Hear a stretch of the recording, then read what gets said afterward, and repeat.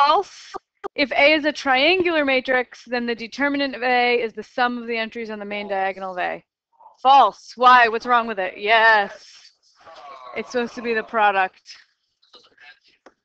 I give too many true, false questions. I had to come up with a false one.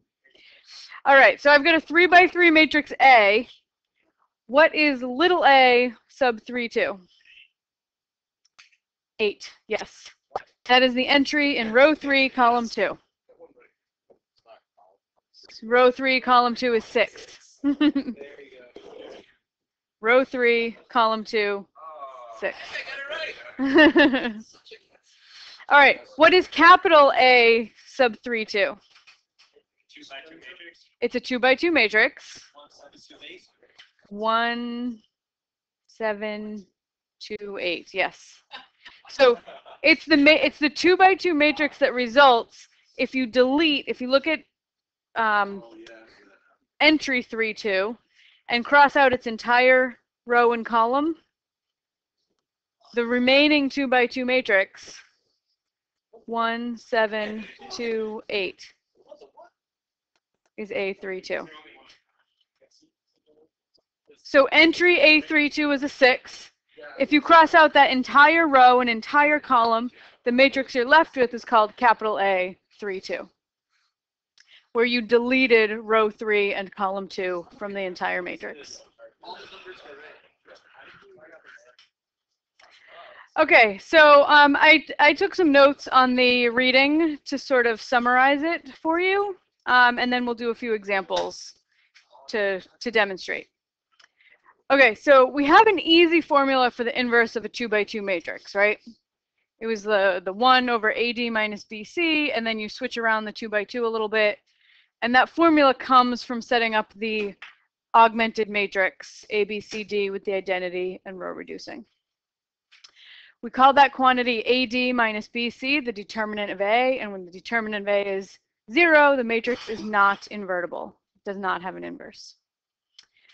So we could similarly derive formulas for the inverses of larger square matrices, right? I could come up with a formula for a 3 by 3 matrix, but the formulas start to get unwieldy really quickly, the larger you make the matrices. So instead, so far, we've just been augmenting with the identity matrix and row reducing to find the inverse, if it exists. But, well, before calculators anyway, it was really nice to know ahead of time if all that row reducing was going to be worth it, right? If you would come up with, if you would find an inverse. If you did all that work and it turned out there is no inverse, that could be really annoying, right? So square matrices larger than 2 by 2 also have a determinant, just like a 2 by 2 matrix has, and it can tell us if the matrix is invertible before we waste time and effort row reducing. And even if you're doing it via computer, right, you're still going to save computing time, right, by knowing ahead of time whether it has an inverse rather than row reducing. All right, so where was I? So the methods available for computing a determinant all are derived from row reducing the augmented matrix. And it just has to do with the fact that the matrix has to row reduce into the identity. So certain quantities have to be non-zero in order to avoid losing ones on the diagonal. So the text derives the determinant of a 3 by 3 matrix in the reading, and you can read it if you want, but just be familiar with the result. Okay, you don't need to be able to derive it. So we have a 3 by 3 matrix here. So the entries are put in, so A11 just means whatever goes in row 1, column 1. And the determinant, we're going to expand. This is called expanding across the first row. So I'm going to use A11, A12, and A13, those entries from the first row. Those are the coefficients in my expansion that calculates the determinant. Okay. And then the matrix, the determinant of the matrix that remains is what you have to multiply by. And that's the matrix formed by deleting row 1 and column 1 from matrix A. So you use A11 as your coefficient, little a11 as your coefficient, capital A11, you take the determinant of capital A11 and then multiply. Okay. So notice the alternating signs, right? This first term is positive, then we have a negative, and then the third term is positive. And the first factor in each term is an entry from the first row. And when the first factor of the first term is A1J, the second factor is a capital A1J. So only for square matrices, because only square matrices have the possibility of being invertible. Yeah. Yes. So we safely assume that if one determinant is 0, then no, because this is a sum, right? So if this determinant here were 0, right, you could still get a value for the next two, and you could still get a non-zero determinant. Yeah. All right, and then it turns out you can actually use the entries from any row or column as the coefficients, right? So you can expand across any row or column. It's called a cofactor expansion. And is whatever row or column you use, as you use each of those coefficients, the matrix that you put next to it is the matrix that results from crossing out the row and column that the coefficient is in. So when we do an example, I think it'll be clearer. So this can save a lot of time if you have a row or a column with a lot of zeros in it, right? So it can save you a lot of time in terms of calculations. The signs still alternate when you're using it other than the first row, right? If the row or column number you're expanding over is odd, you start with a positive, right? Up here, we expanded over the first row. We started with a positive term, and we went positive, negative, positive. If we had started with the second row, an even row, it would go negative, positive, negative. You can do either one. Yeah. Okay. So the method generalizes to n by n matrices. This works not just for 3x3s, but 4x4s and 5x5s. You can use it for any size matrix. Just continue using the entries from your chosen row or column as the first factor of each term until you run out of entries. Remember to alternate the signs of the terms. And another notation for determinant of A. It looks like absolute value, but you would read it as determinant of A. Yeah.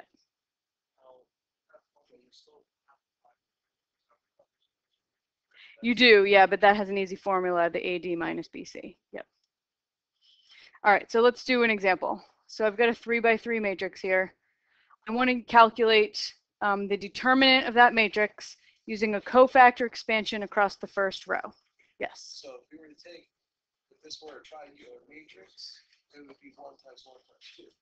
Yes, if this were a triangular matrix, meaning all those terms were 0, that's a lower triangular.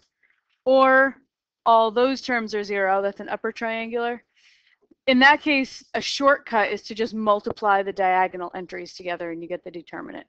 That's going to come up in your activities. Yeah. But this is not triangular, so we have to do the cofactor expansion. All right, so I'm going to expand across the first row. My first row, that's an odd row number, so my first term is going to be positive. Right, so I start with a positive, and I have 1 times the determinant of, actually, let's just use the vertical brackets. All right, if you cross out the 1, its row and its column, the matrix that remains is 1, 1, 4, 2. That is to signify take the determinant, right? I did vertical lines. It doesn't have the little indents. Right, right. Yeah. Okay, so my next term, I'm going to erase what I wrote on the matrix there. Okay, my next term in the first row is a 3, and it has to be negative because I've started with a positive. Next one has to be negative. Okay. Then I have to multiply by the 2x2 matrix that results if I delete the row and the column that 3 is in. So I'm left with 2, 1, 3, 2. Okay. And then my final entry of the first row is a 5. it's positive because I'm alternating signs. If I delete the entire row and column that 5 is in, the matrix that remains is a 2, 1, 3, 4.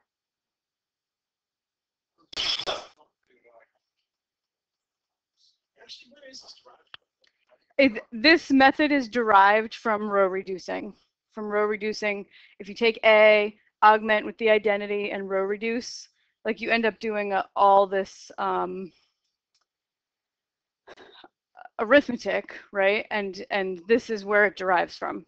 Again, you can read it in your book. It's pretty complicated, but it derives from the process of the row reducing. Yep. Yep. If you had a 4x4, you would have to, the matrices that would be left when you delete would be 3x3s.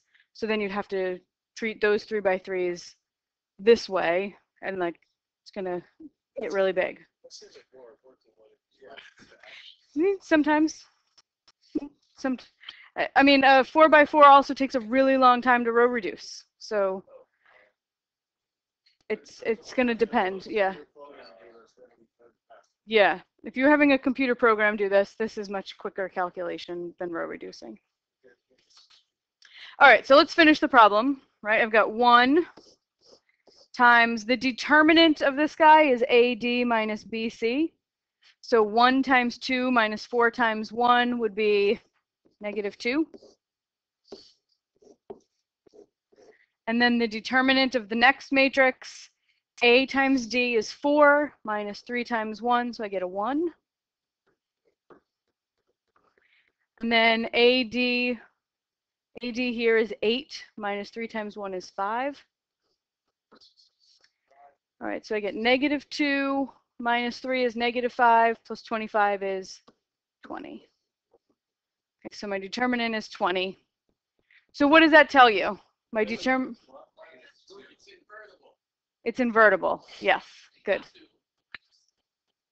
Wait, how exactly do we do those numbers? So 1 times -2 is -2. The -2 is this determinant. AD minus BC. 1 times 2 minus 4 times 1, -2. So if any row or column comes out to 0,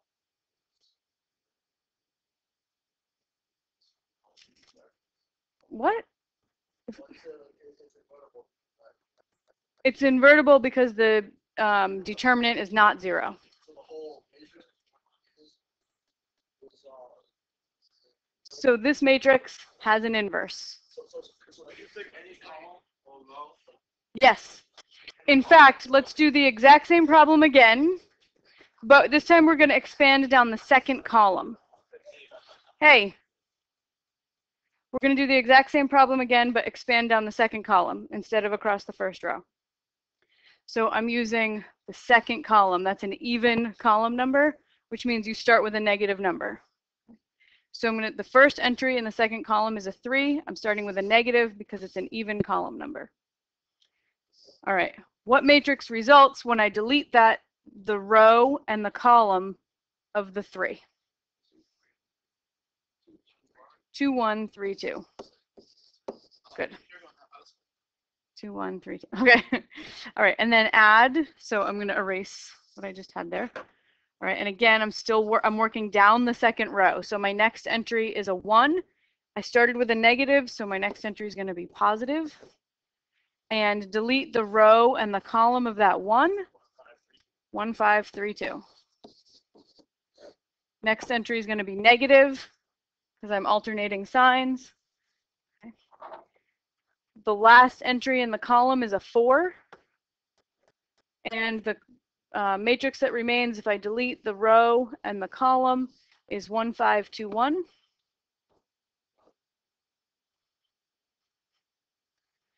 Okay, so this is going to be -3 times. Now I'm taking the determinant. That's what these vertical brackets mean. It does not have the little indentation at the top and the bottom, so that means determinant.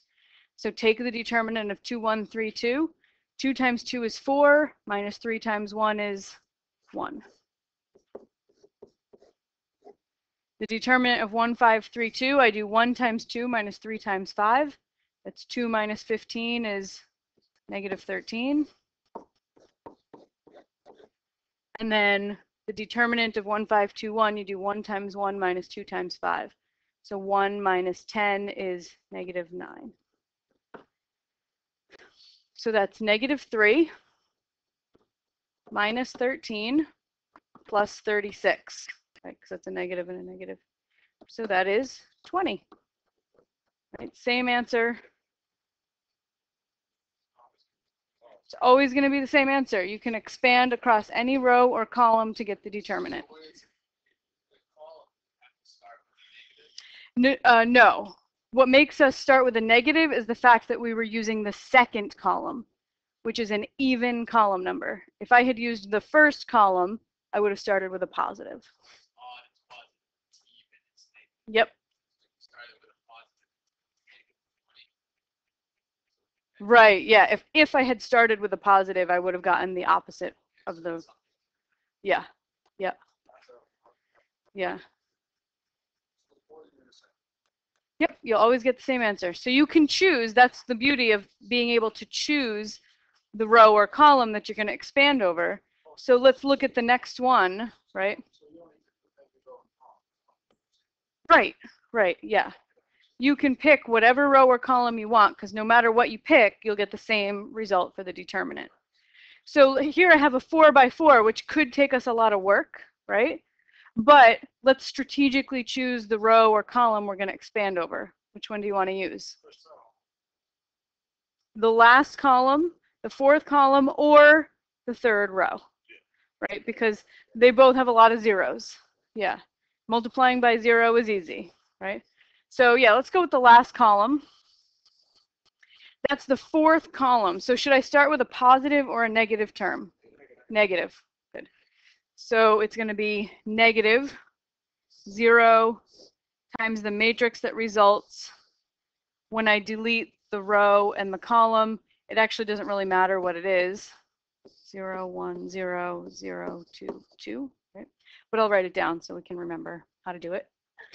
All right, and then switch to a plus. I started with a negative and I alternate signs. So now I've got plus. My next entry in that column is a 2. The matrix that results if I delete the row in the column that 2 is in is negative 1, 0, 2, 0, 1, 0, and 0, 2, 2. Minus 0, which is my next entry in the column. 0 times the determinant that remains if I get rid of the row in the column. So I have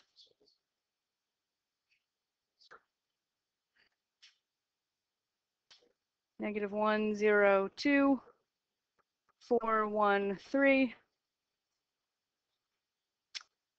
0, 2, 2, plus 0 times my last entry is a 0, delete the row in the column, and I get negative 1, 0, 2, 4, 1, 3, 0, 1, 0. No, because look, the determinant of a 3 by 3 matrix, the determinant is just some number, right?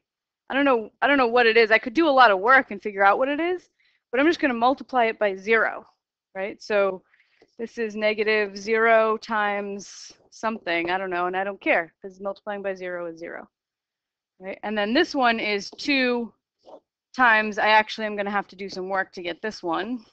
So I'm just going to write it down for now.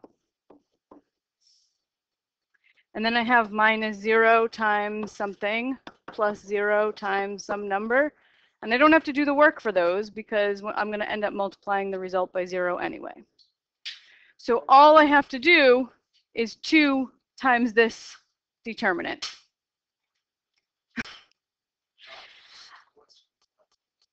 All right, so this goes away, and this goes away. How do I take the determinant of this 3 by 3? Oh, I know. Use the first row or first column there. It has most of these zeros. Sure, the first column or the second row. Yeah, let's do the first column. Okay.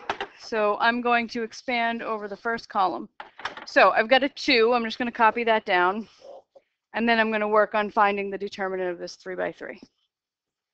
Okay, so I'm going to expand over the first column. So my first entry is a -1. And am I going to start with a positive or a negative term? Positive, because I'm working on the first row. Odd. So I've got -1 times the matrix that results when I delete that column and row, which is 1, 0, 2, 2. Right?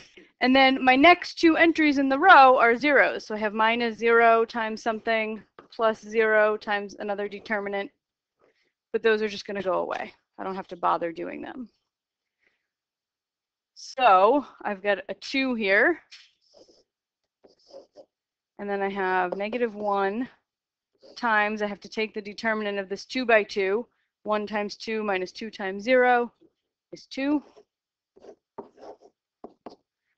So this is 2 times -2, which is -4. Yeah, Rob.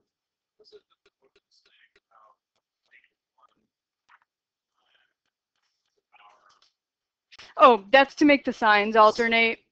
That's to make signs alternate. You can also, like when you raise -1 to the first, right? You get -1. If you square it, you get 1, right? If you cube it, you get -1 again. So whenever you have, that's just to make the alternating signs happen. Like they throw at the front of each term, they put a -1 to the n plus 1, I think.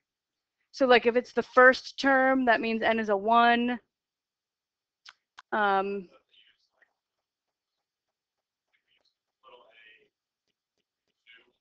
Yeah. Yeah, and then this was times little a 3, 2, right? Like, oh, I don't know. Let's look at it later because I don't remember what the notation is that they used off the top of my head.